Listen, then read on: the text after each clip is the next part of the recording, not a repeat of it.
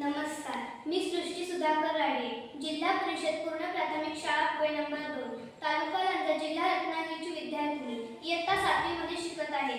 विकसित भारत बिल्डथॉन 2025 या अंतर्गत आत्मनिर्भर भारत या थीमवर आधारित ग्रामीण उद्योग आणि रोजगार निर्मिती यावर आमच्या टीमचे विचार मांडणार आहे. मी हा विषय निवडला कारण आज भारत विकसित भारत 2047 या स्वप्नाकडे वाटचाल करत आहे. पण हे स्वप्न पूर्ण होण्यासाठी ग्रामीण भारताचा विकास होणे अत्यंत आवश्यक आहे.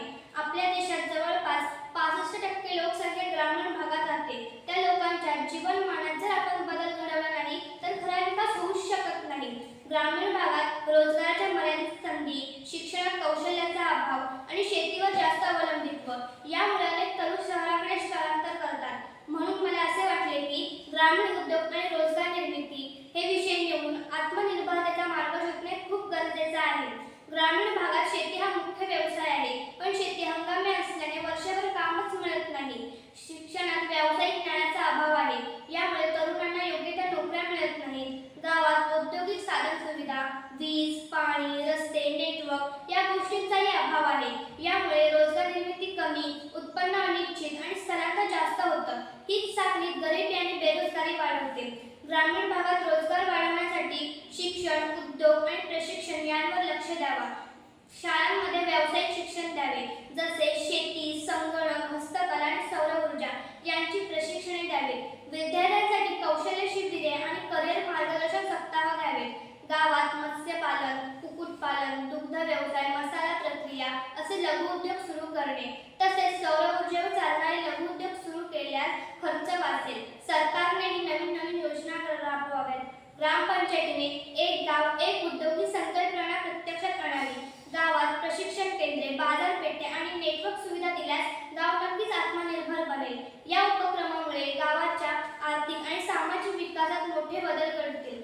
गावातील युवकांना गावातच रोजगार मिळाल्याने शहराकडे स्थलांतर कमी होईल. तसेच महिलांना स्वयंसहायता गटाच्या माध्यमातून रोजगार मिळाल्याने आर्थिक सक्षमीकरण होईल आणि त्यांच्या कुटुंबातही उत्पन्न वाढेल. नेटवर्क सुविधा आणि तांत्रिक प्रशिक्षण मिळाल्यामुळे तरुण पिढी आधुनिक तंत्रज्ञानाशी जोडली जाईल आणि ग्रामीण भागात आत्मनिर्भरता आणि समृद्धी निर्माण होईल. गावातील उपलब्ध साधन संपत्तीचा योग्य वापर करून लघु उद्योग सुरू करणे हे ग्रामीण बेरोजगारीचे मुख्य समाधान आहे. शेतीपूरक उद्योग जसे मत्स्यपालन, मधमाशी पालन, दुग्ध व्यवसाय आणि सेंद्रिय खत तयार करणे यामुळे शेतकऱ्यालाही त्याच्या उत्पन्नात वाढ होऊ शकते. हस्तकला उद्योगात बांबूपासून वस्तू तयार करणे, माती भांडी बनवणे, हातमाग विणकाम, शिवणकाम आणि पेपर बॅग आणि अगरबत्ती आणि दिवे ही चांगले रोजगाराचे स्रोत बनू शकतात. यामुळे गावातील महिलांना व युवकांना त्यांच्या गावातच रोजगार मिळेल आणि शहराकडे स्थलांतर कमी होईल आणि गाव आत्मनिर्भर बनेल. या विषयावर आमच्या गटातील विद्यार्थ्यांनी 9 लोकांची चर्चा केली. त्यात शिक्षक, कर्मचारी वर्ग, कॉलेजचे विद्यार्थी, नगरसेवक, कृषी सहाय्यक आणि गावातील सदस्य यांच्याशी चर्चा केली. चर्चेत असे दिसून आले की शेती संपत्तीचा कच्चा माल उपलब्ध आहे. यामुळे मधमाशी पालन, मत्स्यपालन, हातमाग विणकाम या उद्योगांसाठी कच्चा माल उपलब्ध आहे. मधमाशी पालनासाठी आवश्यक मध आणि पोळे तयार करण्यासाठी चांगले वातावरण मिळते. मत्स्यपालनासाठी जर तळे यासारखे स्रोत असले तर मासे पकडण्यासाठी आवश्यक बीज आणि अन्न मिळू शकते. हातमाग विणकामासाठी कापसाचे सूत व रंग बाजारातून सहज मिळतात. हातमाग विणकाम आणि मधमाशी पालन या उद्योगांसाठी कच्चा माल उपलब्ध आहे. मत्स्यपालनासाठी पाणी असणे आवश्यक आहे.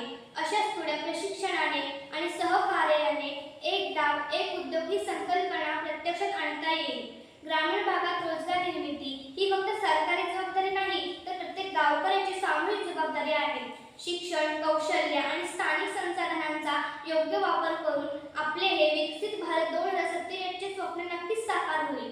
जेव्हा गावातील तरुण तरुणी व ग्रामस्थ एकत्र येऊन उद्योग उभारतील तेव्हाच खऱ्या अर्थाने आपला भारत देश आत्मनिर्भर ग्रामीण भारत घडेल. धन्यवाद.